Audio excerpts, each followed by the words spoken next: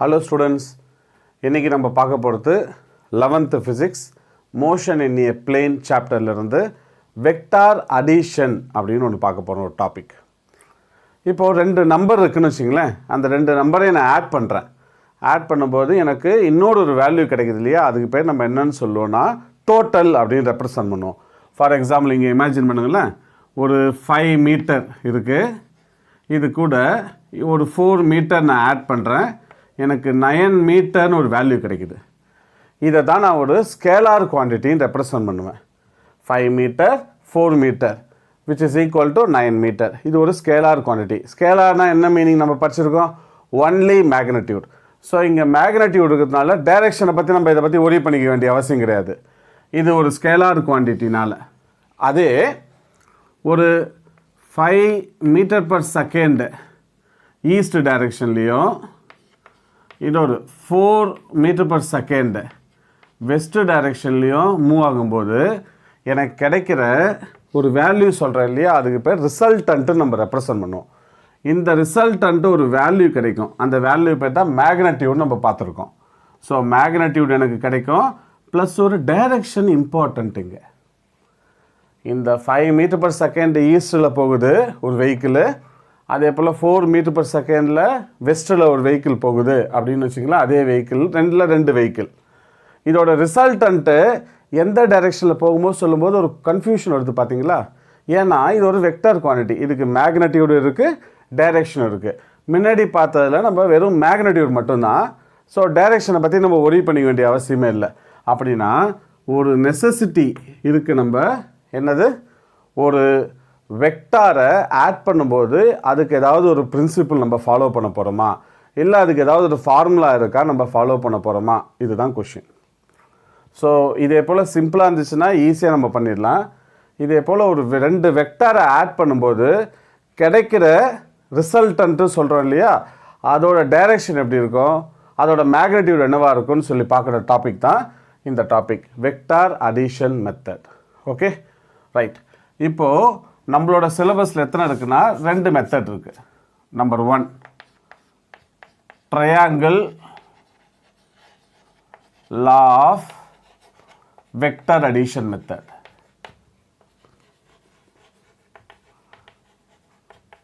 So number 2 parallelogram law of vector addition method. Parallelogram law of vector addition method. So first நம்ம என்ன பார்க்க போகிறோம், இந்த triangle law of vector addition மெத்தடை பார்க்க போகிறோம்.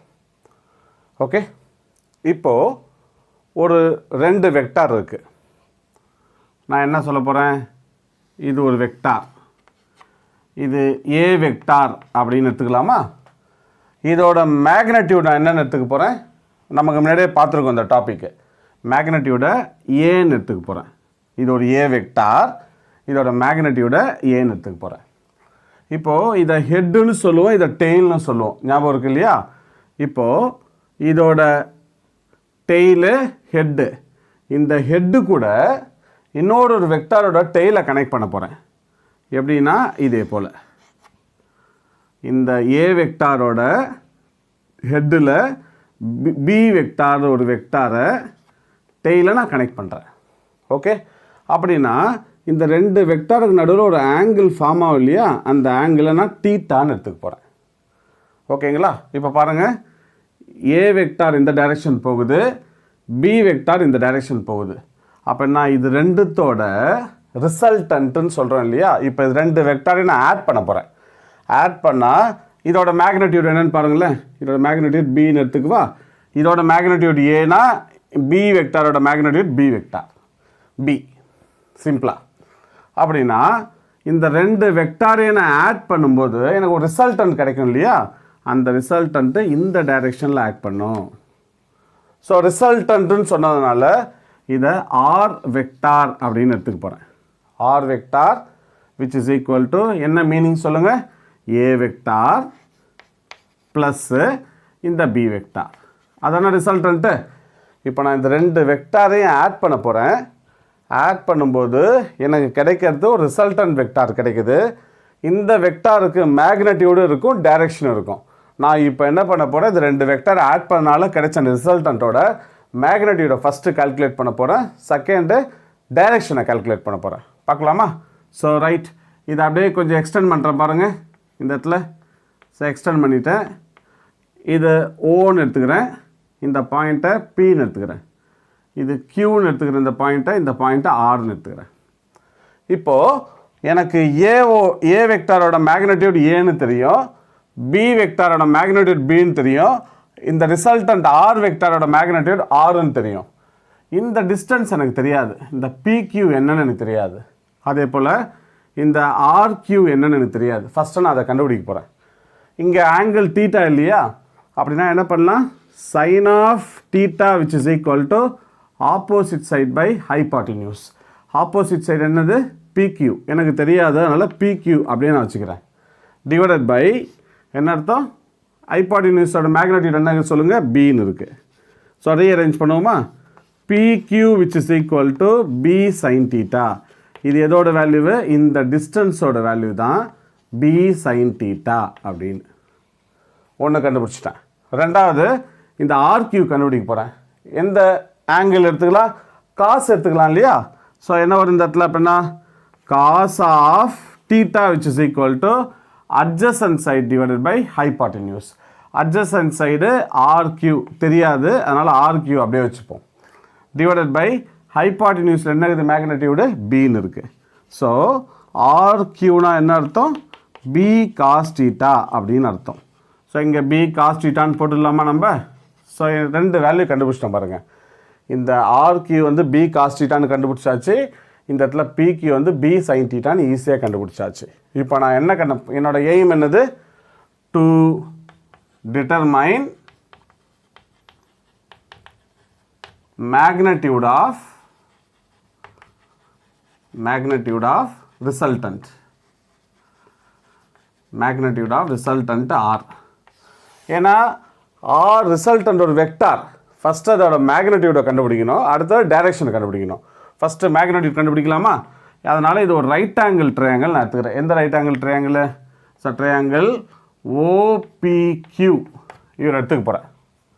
என்ன வருது சொல்லுங்கள், ஓபிக்யூவில் பைத்தாகரஸ் தியரம் அப்ளை பண்ண போகிறோம் இல்லையா. OP square which is equal to OQ square and QP square, OQ square plus QP square. இதான பைத்தாகரஸ் தியரம் நமக்கு தெரிஞ்சது. ஆனால் இங்கே பாருங்களேன், இந்த OQவை 2ஆக ஸ்ப்ளிட்டப் ஆகிருக்கு. எப்படி, ORனு ப்ளஸ்ஸு RQன்னு ஸ்ப்ளிட்டப் ஆகிருக்கு. ஸோ இங்கே சப்ஸ்டியூட் பண்ணுற பாருங்கள், OP square equal to OR plus RQ the whole square plus இந்த QP ஸ்கொயர். எவ்வளோ சிம்பிளாக ஒரு வேல்யூ நம்ம எழுதுகிறோம் பாருங்கள். ஸோ OP ஸ்கொயர் அப்படின்னா அடுத்து சொல்லுங்கள், இந்த இதில் இருக்க மேக்னெட்டியூட் என்னது, இங்கே ரிசல்டன்ட் வெக்டார் R இருக்கார், அவரோட மேக்னெட்டியூட் முன்னாடி சொல்லியிருக்கேன் ஆர்னு அர்த்தம். அப்படின்னா R square which is equal to OR. ஓஆர்னா இதானே, இதோட மேக்னெட்டியூட் என்ன கொடுத்துருக்கு, ஏன்னு கொடுத்துருக்கு. அப்படின்னா A plus RQ already calculate பண்ணியாச்சு, B cos theta the whole square plus QP square யார் இருக்கா, பி சைன் தீட்டா. ஸோ ஸ்கொயர்னால B square sine square theta அப்படின்னு எழுதிட போகிறேன். இது என்ன formula, A plus B whole square formula மாதிரி இருக்கா. ஸோ இந்த டேர்ம் ஏ போல் இருக்குது, இந்த டேர்மு பி போல் இருக்குது. ஸோ ஃபார்முலா அப்ளை பண்ணுற பாருங்க, resultant R square which is equal to A square plus 2AB cos theta plus B square. அப்படின்னா பி ஸ்கொயர் காஸ் ஸ்கொயர் தீட்டான்னு வரும். இப்போ பாருங்கள், A square plus 2AB plus B square, A plus B whole square formula plus remaining இருக்க இந்த term எழுதுற பாருங்க, B square sine square theta. இந்த 2 டேர்ம்லேயும் பாருங்களேன், பி ஸ்கொயர் காமனாக இருக்கு இல்லையா, அதை வெளியில் எடுத்துட்டா cos square theta plus sine square theta value 1ன்னு நமக்கு தெரியும். ஸோ இங்கே நான் சப்ஸ்டிடியூட் பண்ணுறேன் பாருங்கள், R square which is equal to A square plus 2AB cos theta plus B ஸ்கொயரை வெளியில் எடுத்துட்டேன். Cos square theta plus sine square தீட்டாவோட வேல்யூ என்ன வரப்போகுது? 1ன்னு வரப்போகுது. ஸோ இதிலேருந்து ரிசல்டன்ட் ஆர்னா என்ன வரும் சொல்லுங்கள்? Square root of A square plus 2ab cos theta plus B square. இதுதான் ரிசல்டன்ட்டோட மேக்னட்யூட் வேல்யூ. ரெண்டு வெக்டாரை நான் ஆட் பண்ணும்போது எனக்கு ஒரு ரிசல்டன்ட் கிடைக்குது இல்லையா? இந்த ரிசல்டன்ட்டோட மேக்னட்யூட் இவர் தான். Square root of A square plus 2ab cos theta plus B square. ரெண்டாவது நான் மேக்னட்யூட் கண்டுபிடிச்சிட்டேன். அடுத்தது என்ன கண்டுபிடிக்கணும்? டைரக்ஷன் கண்டுபிடிக்க போகிறேன். டைரக்ஷனுக்கு என்ன பண்ண போகிறேன்னா, ஒரு வெக்டார் இந்த டைரக்ஷன் போகுது, இங்கே ரிசல்டன்ட் போகுது. ரெண்டுத்துக்குள்ள ஆங்கிளை நான் கண்டுபிடிச்சாலே எனக்கு டைரக்ஷன் கிடைச்ச மாதிரி. ஸோ இந்த ஆங்கிளை நான் ஆல்ஃபான்னு எடுத்துக்கிறேன். ஸோ வாட் இஸ் நம்ம aim? To determine direction of resultant. Direction of resultant கண்டுபிடிக்க போகிறேன். ரிசல்டன்ட் என்னது? ஆர். ஆரோட டைரக்ஷன் கண்டுபிடிக்க போகிறேன். ஸோ இந்த ட்ரையாங்கிள் எடுத்துக்கலாமா? ஓபிக்யூ ட்ரையாங்கிள் எடுத்துக்க போகிறேன். Triangle OPQ. இதுக்கு இந்த ஓல் ட்ரையாங்கிளில் இதான் ஆங்கிள் இப்போ எனக்கு. ஸோ tan ஆஃப் ஆல்ஃபான்னு எடுத்துக்க போகிறேன். tan ஆல்ஃபா ஈக்குவல் டு என்ன formula? Opposite side by adjacent side. Opposite side யார் இருக்கா? பிக்யூ இருக்கார்.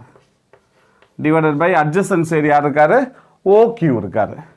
ஸோ ஓக்யூன்னு போட்டேன். ஆனால் ஓக்யூ ரெண்டாக ஸ்ப்ளிட்டப் ஆகிருக்கு. ஓஆர் ப்ளஸ் ஆர்கியூவாக ஸ்ப்ளிட்டப் ஆகிருக்கு. ஸோ இங்கே நான் சப்ஸ்டிடியூட் பண்ணலாமா? என்ன பண்ணலாம்? பிக்யூவோட வேல்யூ வந்து பி சைன் தீட்டா. இல்லைனா ஃபஸ்ட்டு ஸ்ப்ளிட்டப் பண்ணுவோம். பிக்யூ டிவைடட் பை ஓக்யூ என்னவா இருக்குது? OR plus RQ. OR plus RQ ஏதியாச்சா? இப்போ வேல்யூ சப்ஸ்டியூட் பண்ணுவோம் பாருங்கள். tan of alpha which is equal to பிக்யூனா என்னது இந்த இடத்துல? B sine theta divided by ஓஆர்னா என்னது? ஓஆரில் மேக்னட்யூடு ஏ.